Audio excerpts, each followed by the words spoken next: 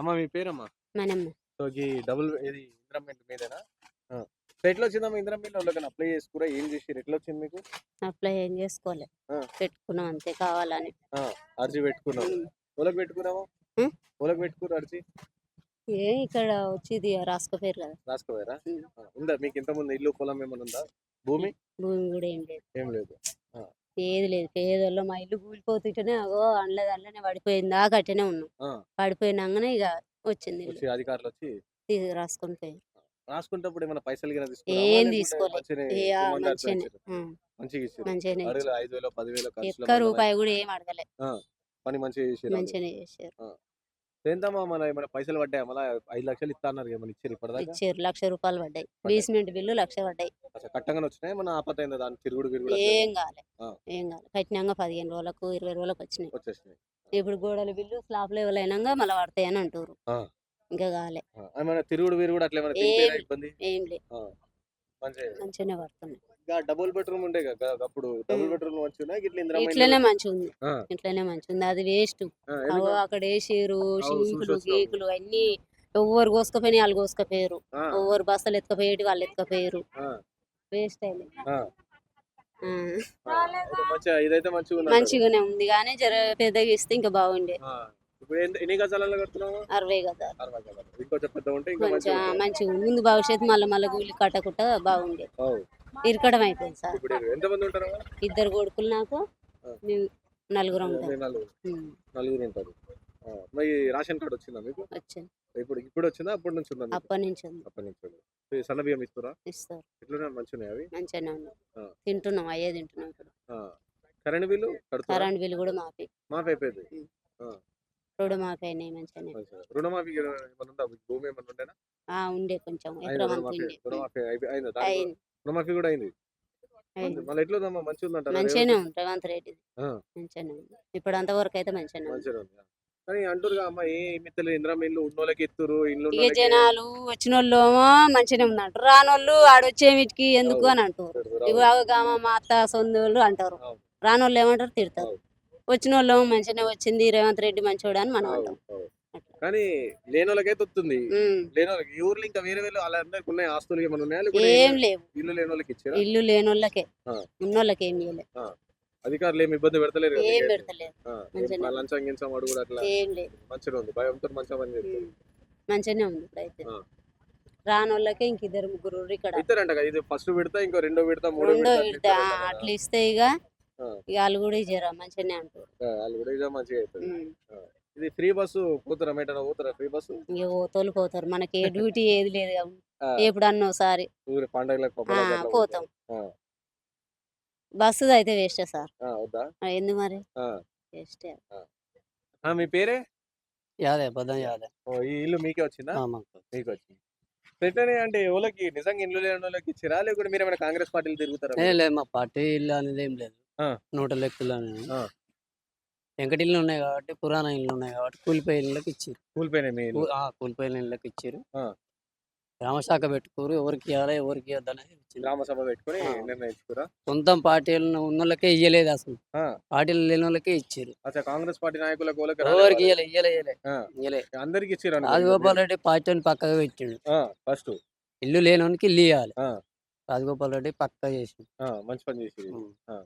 లేదు మన ఇప్పుడు మీరు ఇల్లు వచ్చింది మీకు ఏమైనా అధికారులు లంచం గించం చిన్నగా ఏమైనా 3 వేలు అలాంటిది ఇయ్యడం ఏం లేదు. అలాంటివి ఏం ఏమన్నా లేదు. ఏం లేదు. ఏం లేదు. మాకు జాగా సరిపోతలేదంటే ఫీటు, హాఫ్ ఫీట్‌లో కూడా ఏమైనా అడ్జస్ట్ అయిపోయి కట్టుకోరని చెప్పిర్రంతే. చేసుకోరు. అటు ఇటు చేసుకొని కట్టుకోరన్నారు. అలాంటివి డబ్బులు అడగడం అలాంటివి ఏం లేవు. ఆ! బిల్లు రిలీజ్ గానికి శాంక్షన్ గానికి గట్లా అంటే ఏం లేదు. డైరెక్ట్ అకౌంట్‌లో అకౌంట్‌లో పడేస్తున్నాయి మాకు. అలా చేతి పేమెంట్ తెచ్చుకునేది ఏం లేదు. ఆ! హ్మ్. తొందర పడుతున్నాయా? ఈ తొందరగా అంటే మాకు పనులు లేట్ అవుతున్నాయి. పనులు ఆలకొకటి ఇంతవరకు అయినప్పుడు ఒక బిల్లు వస్తది. ఇంతవరకు అయినప్పుడు ఒక బిల్లు. మాకు ఇప్పుడు సజ్జలు పడ్డది. ఆ!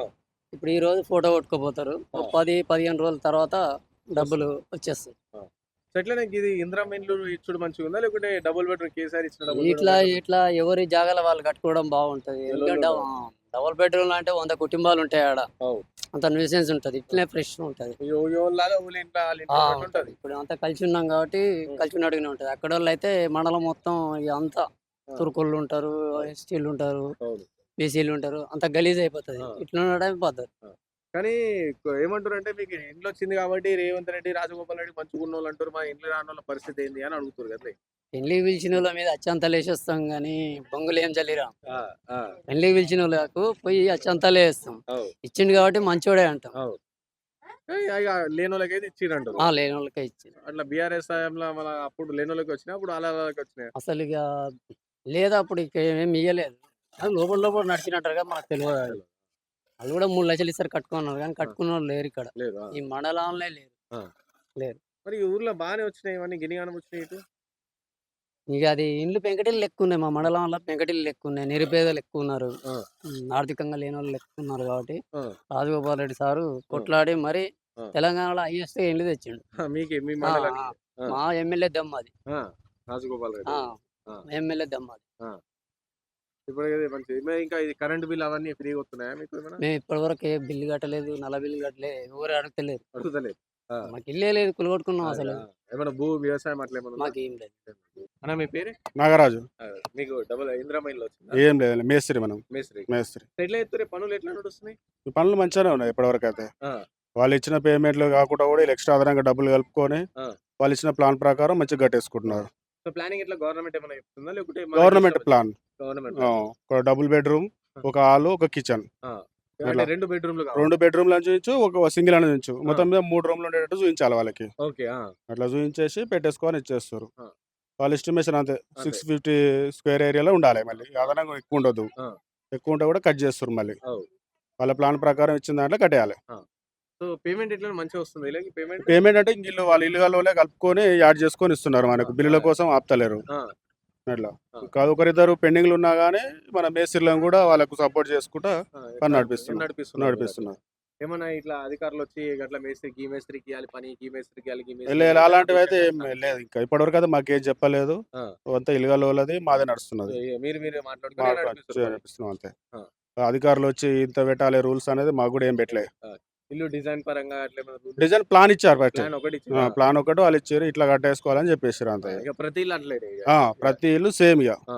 ఒక 10 ఫీట్లు అటు ఇటు తోటి పైకి పోయి 650 దాటేది లేదు, 400 తగ్గేది లేదు. ఓకే. ఇక ఆ మధ్యలో ఇష్టం ఉన్నట్టు కట్టుకోవచ్చు మనం.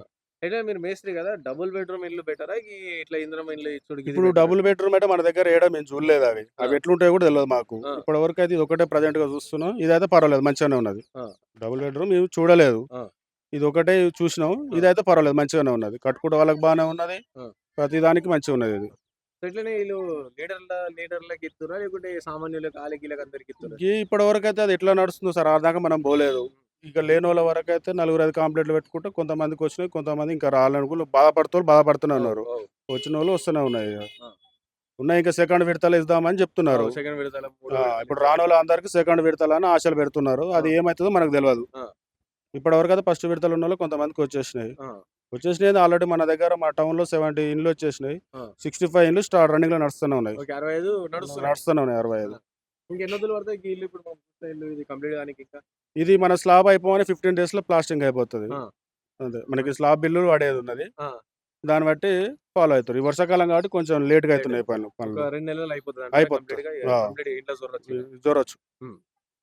నీకు సంక్రాంతికి ఇంట్లో పోవచ్చు, ఇల్లుకు మనం చేసే ఇల్లుకి. ఇప్పుడు సంక్రాంతి ఇంట్లో పూజ చేసుకొని వెళ్ళిపోవచ్చు. మంచిగా ఉందంటారు ఈ ప్లాన్ అయితే బాగున్నది. ప్రతి సామాన్యునికి ఇంత మంచిగా ఉంటే చాలు. ఇంతవరకు ఇల్లు చాలిగా, ఇంతకంటే పెద్ద కూడా అవసరం లేదు.